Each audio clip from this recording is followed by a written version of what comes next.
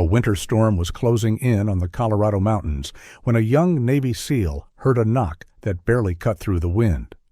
On his porch stood a terrified 19-year-old girl, clutching a torn backpack to her chest. Inside were 4 newborn German Shepherd puppies, freezing and fading fast. She thought she had run out of options. What she didn't know was that she had found the one man trained to choose survival over fear. What happened inside that cabin will restore your faith in courage, compassion, and second chances. Before we begin, tell us where you're watching from, and if you believe one open door can change a life, hit subscribe for more stories like this. San Juan County, Colorado, lay folded beneath winter like a held breath. The mountains surrounding the small, scattered settlements were already white at their peaks, but tonight the cold was sinking fast, sliding down the slopes and into the valleys. The temperature had dropped nearly 10 degrees in the last hour. The wind had changed its voice, no longer a wandering whistle, but a low, deliberate growl that seasoned locals recognized as a warning. A heavy snowstorm was no longer a possibility. It was coming. Miles from the nearest town lights, a single wooden cabin stood on the edge of a tree line, half buried in drifted snow. Smoke rose thinly from its chimney, bending sideways under the strengthening wind. Inside, Caleb Rowe moved with quiet precision. He was 28, tall and lean, his body built not for show, but for endurance. Years of disciplined training had carved definition into his shoulders and arms, though tonight he wore a thick wool sweater instead of a uniform. His dark hair was cropped short in a regulation style that had outlasted every deployment, and a faint shadow of stubble darkened his jaw.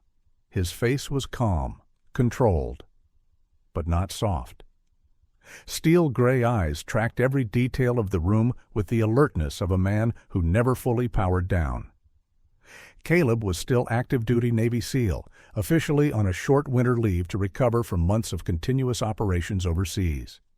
Nothing had gone wrong, no mission failure, no scandal. Just the accumulated toll of long nights, thin sleep, and cold decisions made under pressure. His commanding officer had called it preventive recovery. Caleb called it standing still long enough to feel the ache. He checked the cabin the way he checked everything. Backup batteries, charged. Oil lamp, wick trimmed. First aid kit, sealed. Bandages dry. Emergency rations, counted, rotated. Satellite communicator. Signal weak, but present. The small radio on the shelf crackled softly with intermittent weather updates, static chewing at the edges of the voice. Caleb adjusted the dial, listening. Storm system accelerating.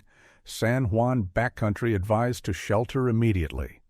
Wind gusts expected to exceed. The signal dropped. Caleb glanced toward the window. Snow was already beginning to move sideways. He reached for his jacket. That was when he heard it. Not wind, not wood shifting, something else. A sound that didn't belong to the storm. Soft, uneven. A knock. Caleb froze. Instinct surged through him. Sharp, immediate. His posture changed without conscious thought, weight settling evenly on the balls of his feet. His breathing slowed. His gaze moved to the door, then to the darkened window beside it, checking reflections, angles, blind spots. Another knock came, weaker than the first, almost swallowed by the wind. In the backcountry, a knock at night during a storm was never simple. People didn't wander this far without reason, and reason could mean danger, desperation, or both. Caleb crossed the room silently and placed a hand on the door. He didn't open it yet. "Who's there?" he called, voice calm but firm. For a moment, there was only the wind, then a voice, thin, trembling. "Please, I'm not asking to stay, please." Caleb cracked the door open a few inches. Cold exploded into the cabin. Standing on the porch was a girl. She couldn't have been more than 19. She was short, her frame swallowed by an oversized coat that had once been green but now faded toward gray. Snow clung to her tangled dark blonde hair, which escaped from beneath a knit cap stretched too thin. Her face was pale, lips tinged blue from the cold, but her eyes, wide, hazel, frantic, were very much alive. Strapped tightly against her chest was an old canvas backpack. The fabric was torn at the seams, patched with mismatched thread. She held it with both arms as if letting go might cause it to fall apart. Her name, though Caleb didn't know it yet, was Lila Monroe. Caleb's eyes dropped briefly to her hands. The skin across her knuckles was cracked and raw. Dirt rimmed her nails. Not the dirt of someone who didn't care, but of someone who had been outside far too long. "Step back," Caleb said, raising a hand, not threatening, but clear. "Slow." She did, immediately. Too immediately. That told him something. He scanned her quickly. No bulges at her waist. No signs of intoxication. No aggression. Her breathing was shallow but steady. Fear, yes, but not deceit. "What's in the bag?" he asked. Lila swallowed. Her fingers shook as she reached for the zipper. "I'll show you," she said quickly. "I swear, I'll show you." She pulled the zipper down. Inside, wrapped in scraps of cloth and what looked like torn sweater sleeves, were 4 German Shepherd puppies. Newborns. Their eyes were sealed shut. Their tiny bodies were pressed together for warmth, ribs fluttering with shallow breaths. One twitched weakly, letting out a sound so faint it barely registered over the wind. Caleb felt something tighten in his chest. They were cold. Too cold. Without another word, he opened the door fully. Inside. Now. Lila hesitated for half a second, then stepped across the threshold as if afraid it might vanish. Caleb shut the door behind her, sliding the heavy bolt into place. The cabin immediately felt smaller, warmer, alive with breath and urgency. "Set the bag down. There," he said, pointing near the hearth. "Careful." Lila knelt, lowering the backpack with reverence. She hovered, unsure, as Caleb moved with swift efficiency. He grabbed clean towels, folded them into a thick nest, and gently transferred the puppies one by one, his hands surprisingly steady for something so small. "Don't touch their faces," he instructed quietly. "Too much heat. Too fast. It can shock them." She nodded, eyes locked on his hands. He poured warm, not hot, water into a metal cup, wrapped it in cloth, and placed it beside the pups. Then another. He adjusted the fire, shielding them from direct heat while letting the warmth spread. Only then did he look back at Lila. Up close, she looked younger. Exhaustion etched into her posture, her shoulders drawn inward as if she'd learned to make herself small.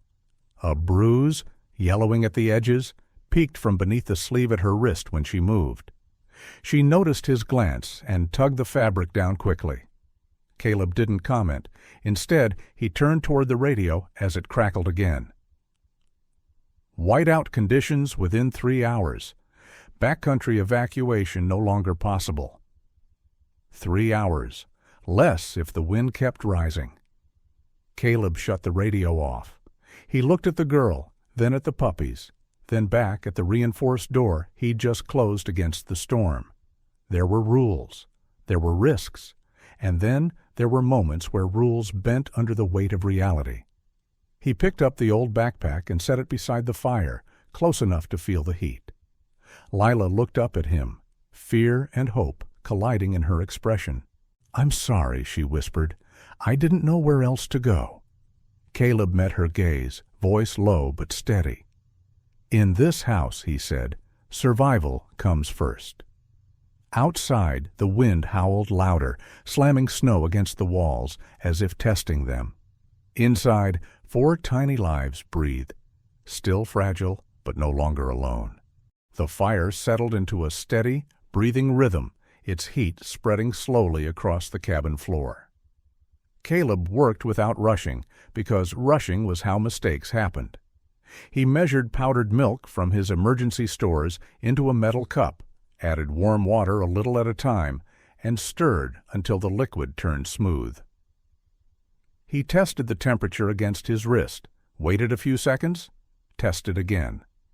When it felt right, he drew the mixture into a small plastic syringe he kept sealed in the first aid kit. The puppies stirred faintly as he knelt beside them. Their bodies were still cool, their movements weak, but they were breathing. That was enough to start with.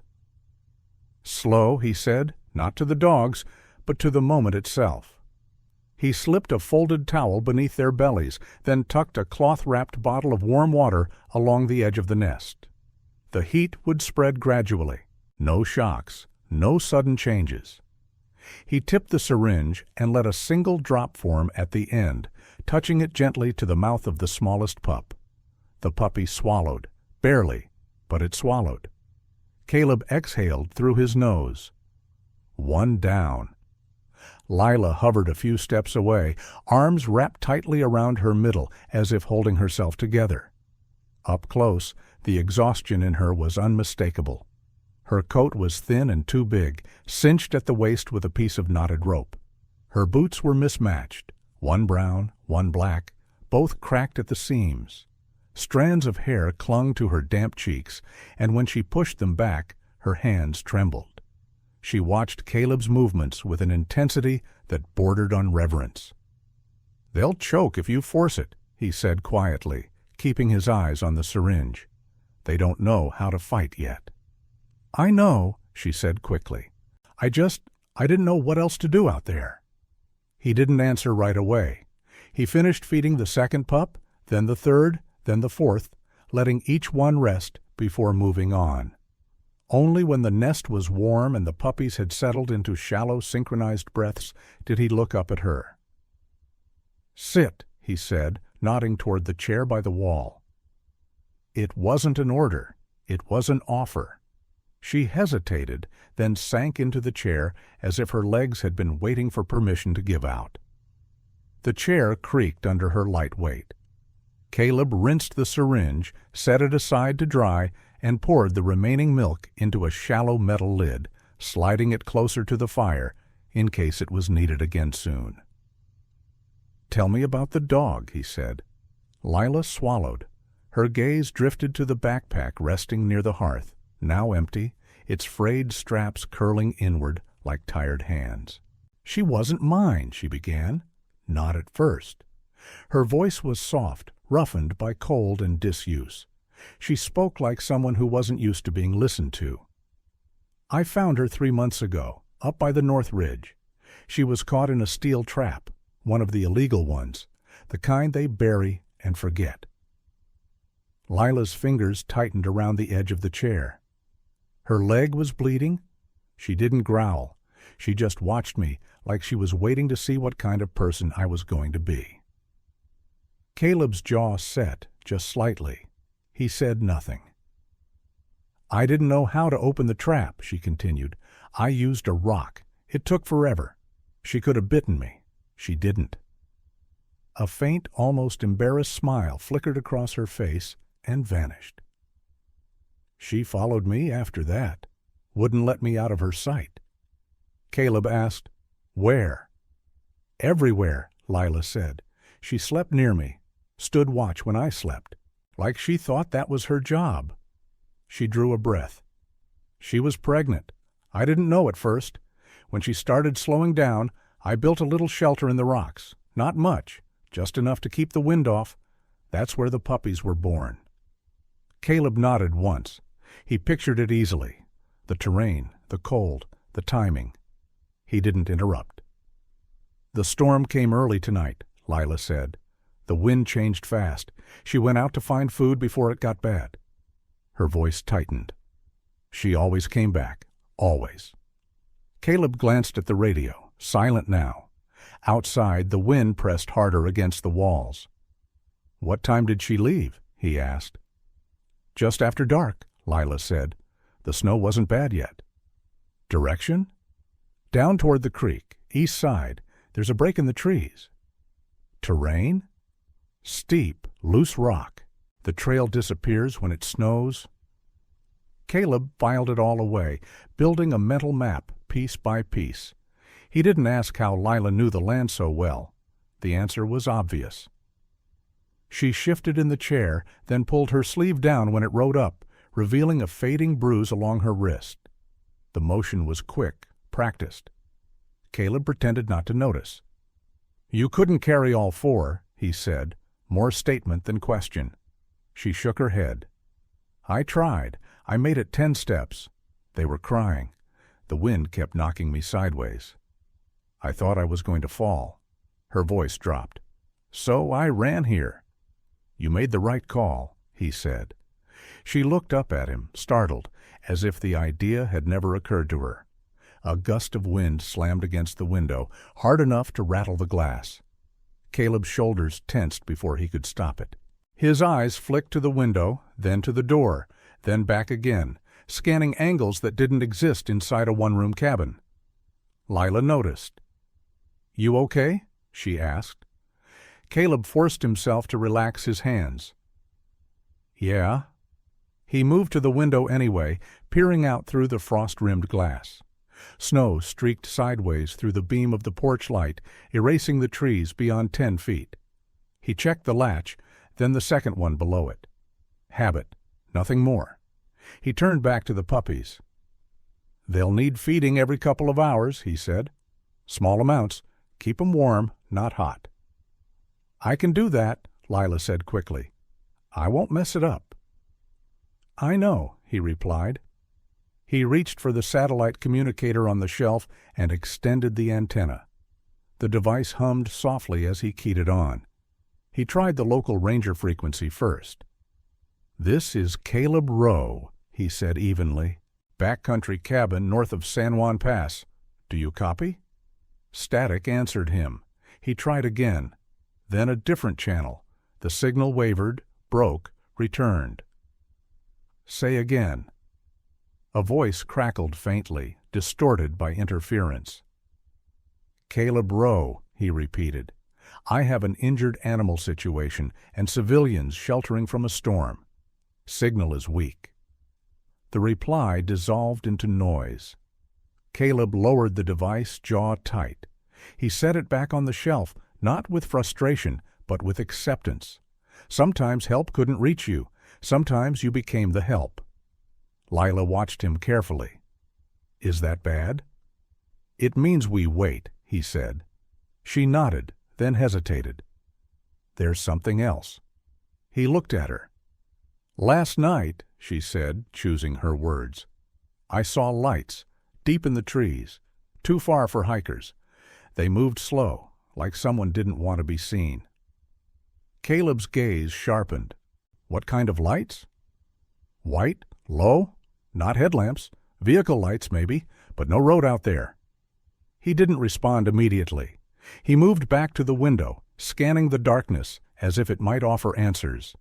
Illegal traps, hidden vehicles, deep woods. "That's not your concern tonight," he said at last. "Right now, the storm is." Lila nodded, but unease lingered in her eyes. Minutes passed. The fire popped.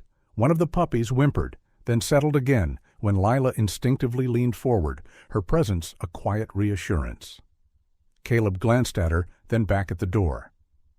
"If the weather eases at first light," he said, careful and deliberate, "I'll go look for her."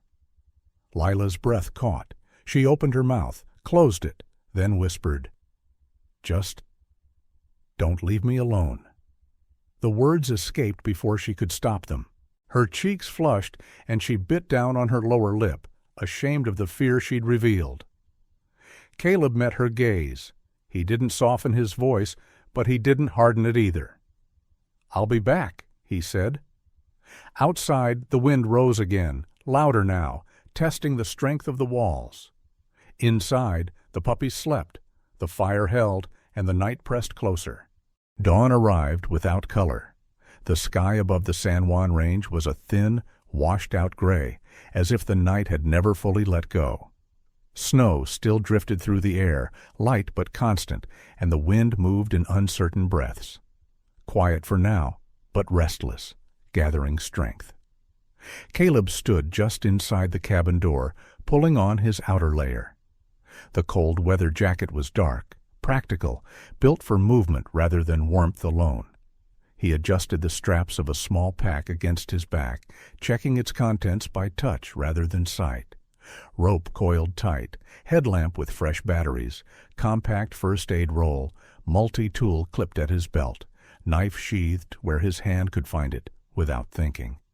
He paused, listening to the wind, then reached for a pair of insulated gloves. This wasn't haste, it was preparation. Behind him, the fire crackled low and steady. 4 small shapes lay bundled together on the floor near the hearth, their bodies rising and falling in shallow, fragile rhythm. Lila knelt beside them, her coat folded neatly under her knees, her attention fixed on the smallest movement. Caleb crouched and spoke quietly, his voice even and unhurried. "Keep them here," he said. "Same spot. If they start to cool, add another wrapped bottle. Warm, not hot. Check their breathing every few minutes. If one stops swallowing, don't force it." She nodded, absorbing every word. "Small drops," he continued, "every 2 hours, less if they're tired. And don't take them outside. Not for anything." "I won't," Lila said. Her voice was steadier than it had been the night before. "I promise." He studied her for a moment. In the pale light, she looked younger. Sharp cheekbones, dark circles under her eyes, hair pulled back with a fraying elastic. But there was focus there now. Not panic. Responsibility. One of the puppies stirred, letting out a thin sound. Lila leaned closer, murmuring something soft and nonsensical, the way people spoke to infants who couldn't understand words but understood tone. The sound faded. The pup settled. Caleb straightened. "If I don't come back before the wind turns," he said, "stay inside, no matter what you hear." Lila's mouth tightened, but she nodded. He opened the door and stepped out into the morning. The cold hit immediately, sharp and clean. Snow creaked under his boots as he moved away from the cabin, following the shallow slope toward the trees. The porch light cast a pale circle behind him, quickly swallowed by the gray. The first tracks were easy to find. Broad paw prints pressed into fresh snow, already softening at the edges. Caleb followed them slowly, eyes scanning not just the ground, but the space around it. Broken branches, scuffed bark, the subtle signs of struggle that snow never fully erased. The wind shifted. Snow thickened. 10 minutes in, he saw the blood. It dotted the snow in small, dark flecks, spaced unevenly. Not catastrophic, but wrong. His jaw set as he followed the trail deeper into the trees, adjusting his path to account for terrain. The slope steepened. Rocks hid beneath thin crusts of snow, waiting to twist an ankle. The trail led toward a narrow ravine where the land dipped and the wind funneled through. Caleb slowed, scanning ahead. There, a flash of fur, black and tan, dulled by frost. The German shepherd lay half on her side, half upright, her front leg caught in a steel trap, buried beneath the snow. Her chest rose and fell in shallow, labored breaths. Her ears were back, her eyes bright and locked on him, not with fear, but with something sharper. Awareness. She didn't growl. Caleb stopped several feet away and lowered himself carefully, making his body smaller. "Easy," he said, voice low and steady. "I'm not here to hurt you." The dog's gaze flicked to his hands, then back to his face. She shifted slightly, the trap clanking faintly as it tightened. Her breath hitched, but she stayed quiet. Caleb took another slow step forward, angling his body so he wasn't facing her head-on. He avoided direct eye contact, letting his gaze rest just past her shoulder. "You did good," he murmured. "You held on." He noticed then that the trap wasn't alone. 10 feet away, half buried, was another, and another beyond that, spaced at regular intervals along the ridge. A line. His eyes followed it, tracing the path animals would naturally take through the terrain. He saw boot prints too, human, deliberate, partially obscured but unmistakable. So it wasn't random. Caleb exhaled slowly, pushing the anger down into something colder and more useful. He reached for his multi-tool and worked carefully, fingers numbing as he adjusted the mechanism. The metal was stiff with ice, resisting at first, then giving with a sharp snap as the tension released. The dog flinched but didn't pull away. The moment the trap loosened, Caleb slid his jacket beneath her leg and eased the steel away. Blood stained the snow beneath, but the wound itself was narrow, torn more than crushed. Painful. Dangerous if untreated, but survivable. He wrapped the leg quickly, firm but not tight, patting the wound before securing it. The dog trembled, whether from cold or shock he couldn't tell, but she stayed focused on him, ears twitching as the wind carried new sounds through the trees. Caleb tied a loop of rope into a makeshift harness and slid it beneath her chest and shoulders. "All right," he said, "we're going to move. Slow." She tried to stand. Her injured leg buckled, but she caught herself, shifting her weight forward. Her nose pointed toward the direction of the cabin, as if pulled by something invisible. Caleb nodded once. "Yeah? That way?" He began to pull, steady and controlled, keeping tension off the leg.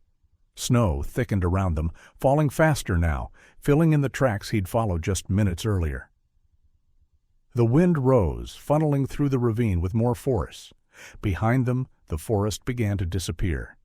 Inside the cabin, Lila knelt on the floor, counting breaths. 1, 2, 3. The smallest puppy lay slightly apart from the others, its belly cool beneath her fingers. Its breaths were shallow, uneven. Panic flickered at the edge of her mind, but she forced it down, remembering Caleb's words. Slow. She reached for the wrapped bottle, checking the temperature the way she'd seen him do, against her wrist. Warm, not hot. She slid it closer, adjusted the towels, then drew a tiny amount of milk into the syringe. "Hey," she whispered, voice trembling but gentle. "It's okay. You're okay." She let one drop fall. The puppy swallowed. Lila sucked in a breath she hadn't realized she'd been holding. She waited, then gave another drop. The rhythm steadied. The puppy's tiny body relaxed against the warmth. Something shifted in her chest. For the first time in longer than she could remember, she wasn't being told what to do.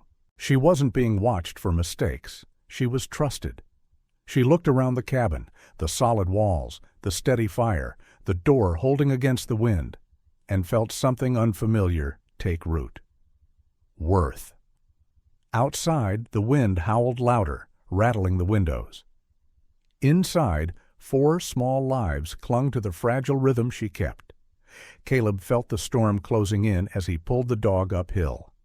Snow stung his face, visibility shrinking with every step. The wind shifted again, sharper now, colder. He paused, bracing himself, and looked back the way he'd come. The forest was vanishing. He tightened his grip on the rope and leaned into the pull. "Almost there," he said, though he wasn't sure if he meant the cabin or something else entirely.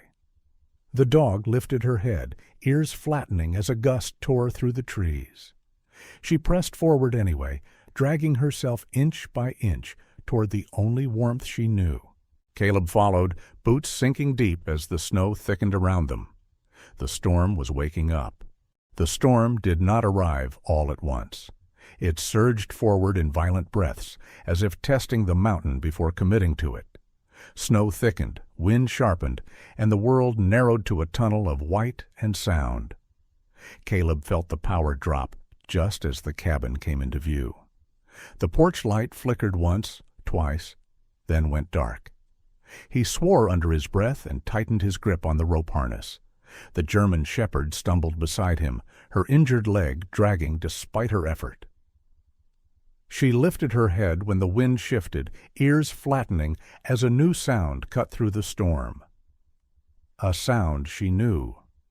Inside the cabin, 4 small voices cried out at once. The dog answered with a low, broken sound from deep in her chest and surged forward, pulling against the harness with the last of her strength. Caleb stumbled, caught himself, and guided her up the porch steps, just as a brutal gust slammed into them from the trees. They crossed the threshold together. Caleb kicked the door shut with his heel and slid the bolt home as the wind battered the wood like a living thing. Darkness swallowed the room for half a second before he reached for the oil lamp on the shelf and struck a match. The flame flared, steady and bright, pushing the shadows back. Lila was already moving. She had been crouched near the hearth, hands on the towels around the puppies, but the moment the door burst open, she was on her feet. Her eyes locked on the dog behind Caleb, bloodied, trembling, alive. "You found her," she breathed. The German shepherd did not look at Lila. She dragged herself forward, nose low, following the sound and scent that had guided her through the storm. When she reached the nest by the fire and saw her puppies, her entire body shuddered. She lowered herself inch by inch, collapsing beside them with a sound that was half relief, half exhaustion. The puppies squirmed toward her warmth, tiny mouths opening and closing instinctively. Lila dropped to her knees, tears streaking down her cheeks, but she did not touch. She looked to Caleb instead, waiting. He nodded once. "She's home," he said. "Let her settle." The moment shattered when the wind screamed louder, ripping around the cabin with renewed force. A deep crack echoed from outside, wood splitting under pressure. Caleb turned just as the auxiliary shelter beside the porch gave way. The old planks tore free, slamming into the side of the cabin. A blast of icy air forced its way through the gap near the hearth, scattering ash and sparks across the floor. Lila gasped. The puppies cried out, their bodies jolted by the sudden cold. "No," she whispered. Caleb was already moving. He shoved a heavy chair against the draft, then grabbed the thickest tarp from the wall hook and threw it toward the gap. Snow poured in, stinging his face as he pressed the tarp into place with one shoulder. "Lila!" he shouted over the wind. "Move them! Now!" Her body froze for half a heartbeat. Old instinct surged. Run, hide, disappear.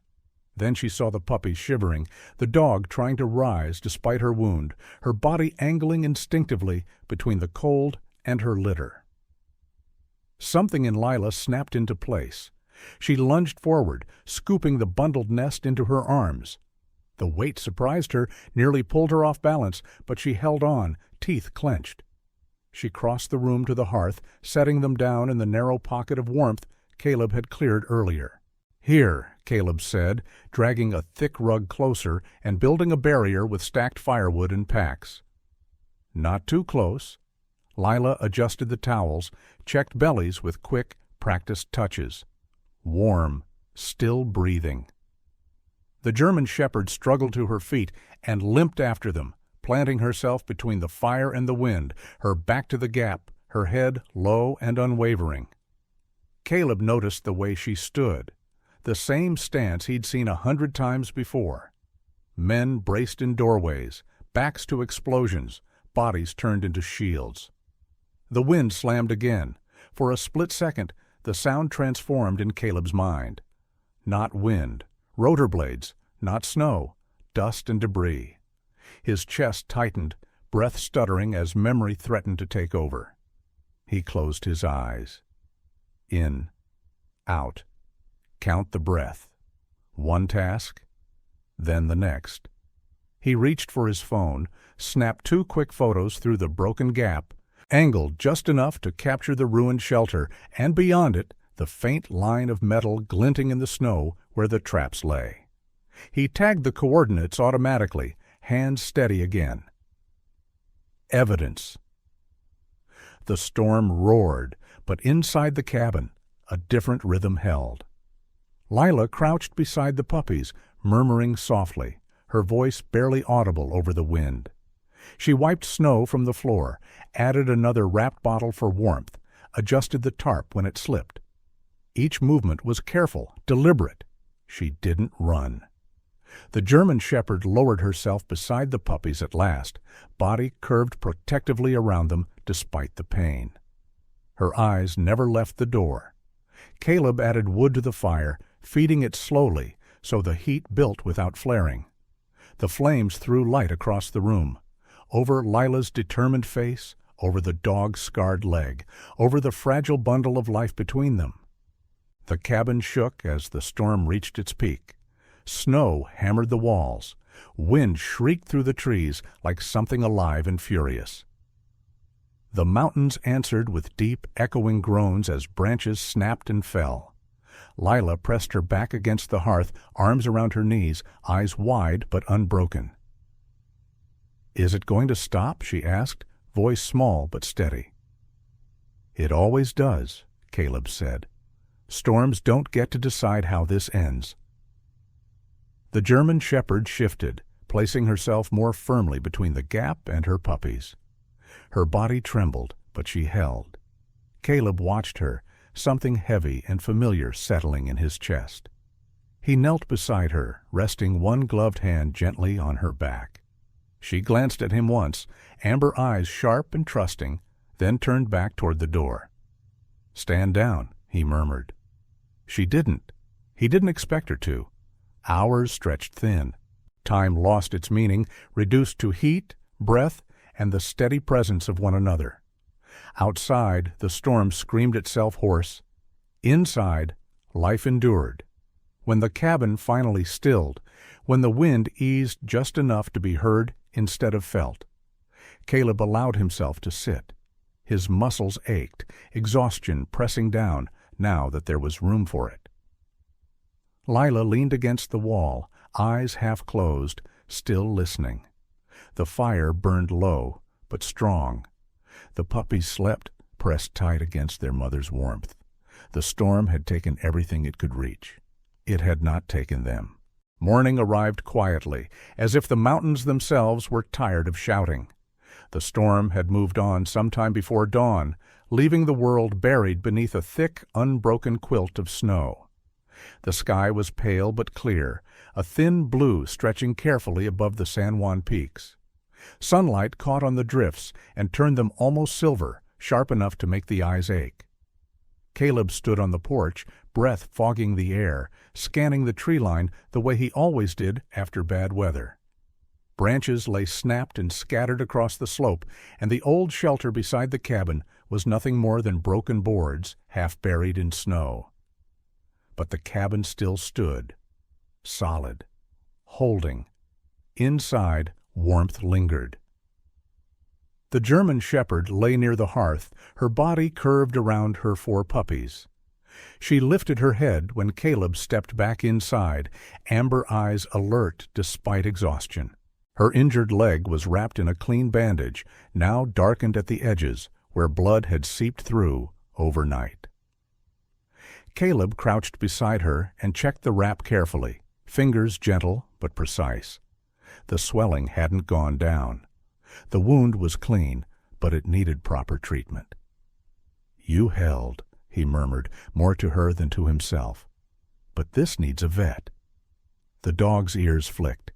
She did not pull away. Lila hovered nearby, holding a mug of warm water in both hands. She looked different in daylight, still thin, still wary, but steadier. Her hair was braided loosely now, a practical choice rather than an attempt at order. She watched Caleb's hands with the same focused attention she'd shown all night. "Is she going to be okay?" she asked. "Yes," Caleb said, "but not on grit and luck alone." He moved to the radio and the satellite communicator, adjusting the antenna and waiting. This time, the signal held. "San Juan Ranger Station," a voice crackled through, distorted but clear enough. "This is Ranger Ellis." Caleb straightened. "Caleb Rowe, backcountry cabin north of the pass.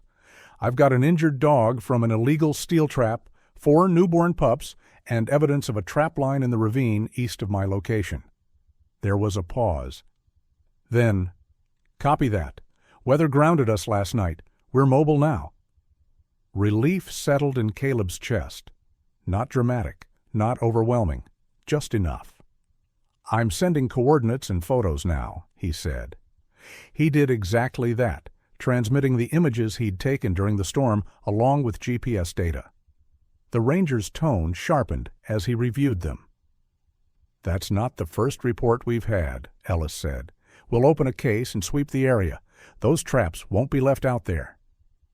"Good," Caleb replied. Another voice cut in on the channel. Female, calm, confident. "This is Dr. Sarah Kincaid, Cedar Ridge Wildlife Rescue. I'm about 40 minutes out if the road holds." Caleb glanced at Lila, then back at the dog. "Copy," he said. "We'll be ready." Less than an hour later, the sound of an engine broke the quiet. A dark green 4x4 pushed its way up the snow-packed trail, tires crunching steadily. The vehicle stopped near the porch, and a woman stepped out, pulling her jacket tight against the cold. Dr. Sarah Kincaid moved with purpose. She was in her early 30s, tall and broad-shouldered, beneath layers meant for the mountains. Her auburn hair was pulled back into a low ponytail, practical and wind-tangled. Her face was lightly freckled, her eyes sharp and observant behind rectangular glasses, smudged with frost. When she smiled, it was quick and reassuring, but her hands never stopped moving. "You must be Caleb," she said, extending a gloved hand. Her grip was firm, confident. "You gave a clear report." "Habit," he replied. She knelt immediately beside the German shepherd, speaking softly as she examined the leg. The dog tensed at first, then stilled, watching Sarah with cautious trust. "Well," Sarah said after a moment, "she's tough. Clean tear, no crush injury, infection risk, but we're ahead of it." She unpacked her kit with practiced ease. Saline, antiseptic, fresh bandages, antibiotics measured carefully by weight. She explained each step as she worked, not because she had to, but because it was her way. "She'll need rest, warmth, and calories," Sarah said. "High-protein food for her, milk replacer for the pups, but only as needed. She'll do most of the work if she's fed." Lila nodded, absorbing every word. When Sarah finished, the German shepherd exhaled slowly and settled again, her head resting on her paws. "She trusts you," Sarah noted, glancing between the dog and Caleb. "She didn't have many choices," he said. Sarah's gaze lingered on him, thoughtful. "Choice matters more than people think." Outside, Ranger Ellis arrived shortly after with another officer. They were bundled in heavy parkas, faces weathered and serious. Caleb walked them through the evidence, pointing out the ravine on a map, describing the spacing of the traps and the boot prints he'd seen. "We'll take it from here," Ellis said. "You did right." When they left, the cabin felt quieter, but not empty. Sarah lingered near the door, watching Lila kneel beside the puppies, gently adjusting a towel. "She's good with them," Sarah said. "Has patience." Lila looked up, startled. "I just don't want to mess up." "That's usually a sign you won't," Sarah replied. Later, as the afternoon light softened, Sarah brought out a clipboard and set it on the table. "There's a community program in town," she said, addressing Lila carefully. "Temporary housing, work placement, no pressure." Lila stared at the paper. Her fingers hovered, then pulled back. "I've been places like that," she said quietly. "They don't keep you long." Sarah didn't argue. "This one's different. You get to decide how far you go." Lila picked up the pen. Her hand shook as she wrote her name. Just her name. No promises beyond that. When she finished, she set the pen down and let out a breath that sounded like relief. Caleb watched from the doorway, saying nothing. As dusk crept in, Caleb stepped outside with a small wooden board he'd carved earlier from scrap.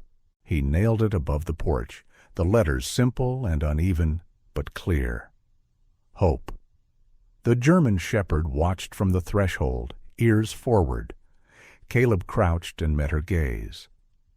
"Seems right," he said. She stepped onto the porch, sniffed the cold air, then turned back toward the warmth, her puppies tucked safely inside. Winter hadn't ended. Snow still covered the land, and cold still waited in the shadows. But the cabin glowed steadily now, not as a place to hide, but as a place that held. Sometimes the greatest rescues don't happen on battlefields or in moments the world applauds. They happen quietly. When someone chooses not to close a door, not to turn away, not to assume they have nothing left to give. In everyday life, we all carry storms no one else can see.